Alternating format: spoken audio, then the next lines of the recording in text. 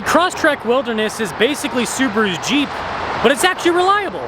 I'll include a link to the Doug Smith Subaru's website in the description down below. If you have any questions, need any help, just ask for Samara. Also include a link to my car buying guide. Let's get into it.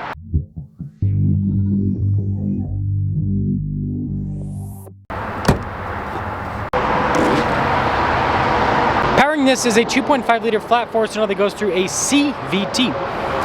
Fuel economy is 25 around town, 29 on the highway, with power outputs being 182 horsepower and then 178 pound-feet of torque. We're closing in on 500,000 subscribers. I'd really appreciate it if you'd help out with that. Now, this decal is supposed to reduce glare, but it definitely does that and also increases cool factor. Very sharp headlight design. You can see the special kind of like off-road style lights below for the fog lights. And then I love the gold accenting on the front too. Compared to a regular Crosstrek, this definitely has a more aggressive overall front end. Tire wheel setup is 225 by 60 by 17. You've got blacked out wheels. Now with the Wilderness package from the factory, they give them pretty soft tires. If you're gonna do real off-roading, just upgrade to some more aggressive all-terrain tires. Chunky fender flares, you got the Wilderness badge down the side, Crosstrek down below too. More golds there on the roof rails. And looking at the side profile, you can see this thing has quite a bit of clearance. I think it's like over 9 inches if I remember right. It's pretty good for a little crossover thing. Now when it comes to key fob features, we've got our lock and unlock. You got the unlock for the hatch too. And if we actually pop into the cargo area, you'll note there's a cargo cover built in from the factory. This is cool, the Wilderness mat in the back. But yeah, overall there's a decent amount of space. Again, this is a compact, so it's not massive. Gotta love how the taillights kind of arc across there. And then you got more of the gold down below. That will cap things off for the exterior of this Wilderness. Let's now check out the interior. You got the nice gray trim with the kind of gold stitching. Now these seats are supposed to be easier to clean. There's no perforations or anything, which is going to be easier to clean. And although this is a compact, you actually have decent room. Like I actually have knee room here in the back. We also have some USB ports here for the rear passengers. And then the headroom is not the best. It does slope down a little bit. Keyless entry for up front. Blind spot monitoring with the mirrors. You got kind of more of that rugged, soft touch trim. Front two windows are actually automatic. Wilderness there on the headrest. Again, more of that easy to clean material on the seat.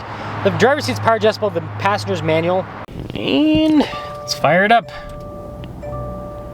Soft touch all around the steering wheel. Kind of has more of a rugged texture to it. Got gold stitching, more of that gold accent at the bottom. Paddle shifters there on the back for the CVT. You've got adaptive cruise control with lane centering. Little drive mode select there. And then you got some controls for center stack volume controls too. Mostly analog gauge cluster, but you do have a digital element there in the center, which you can use to scroll through different bits of info depending on what you're looking for. It'll also display the different on-road drive modes. Got a nice backup camera in reverse, and being a Wilderness package, you'll notice that we've got your X modes actually just above the camera, so your snow, dirt, and then deep snow and mud modes. Now as for the infotainment system, it's gigantic. You've got physical controls there on the other side for the volume and tuner control. You've got your climate controls, and there's more climate built into the screen. The screen itself is pretty quick to respond. It does take a second sometimes, but everything is very nicely labeled, so I'd say it's user-friendly overall. Got some USB ports and phone charging pad. Shifter here for the CVT, got more of that kind of gold accenting.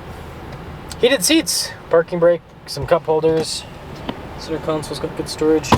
Nice trim on the top. There's also more kind of nice looking trim on the dash, and then they do fake carbon fiber in these Subarus. It's kind of funny. This also does come with a sunroof, which kind of a cool feature. $38,146 is the total MSRP. Let's see how it performs. So we should be going in just a moment, but I will say the seats in the Wilderness are pretty darn comfortable. No acoustic glass for the windows, for those of you that are wondering. Just regular windows. And the 2.5 is smooth.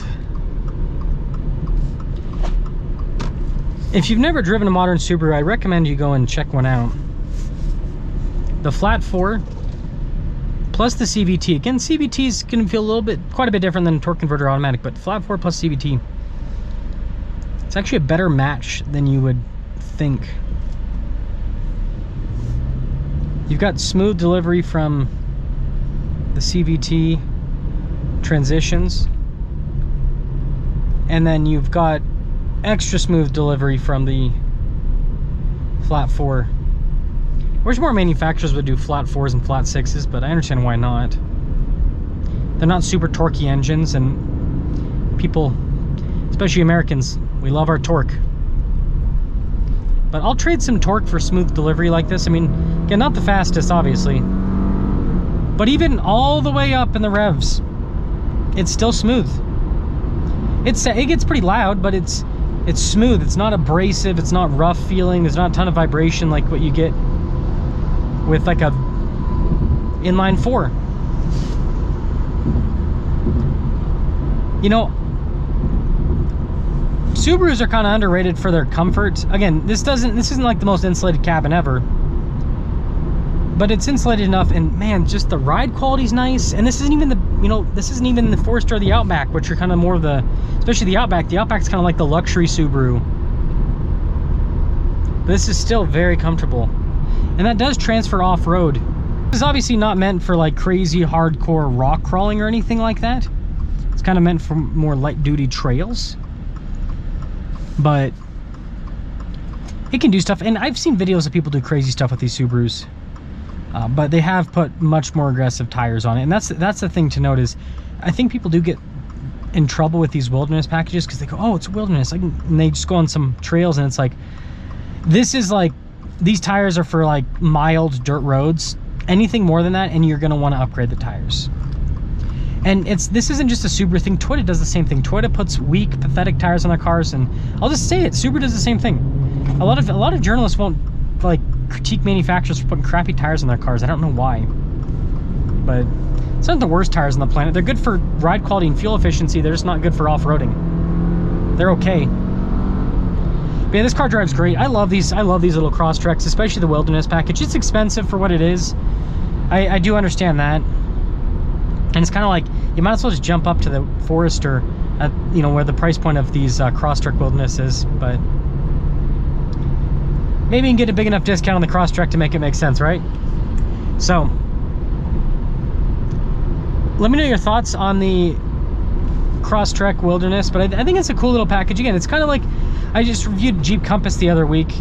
It's kind of like Subaru's little Jeep, but unlike Jeep, you don't have the crazy reliability issues. It's actually reliable, so you kind of get the capability, you know, the soft roader capability, but you also get comfort and reliability. Seriously, if you're looking at a more affordable car, go drive a Subaru. I know there's some stigma against them, but they drive really nice.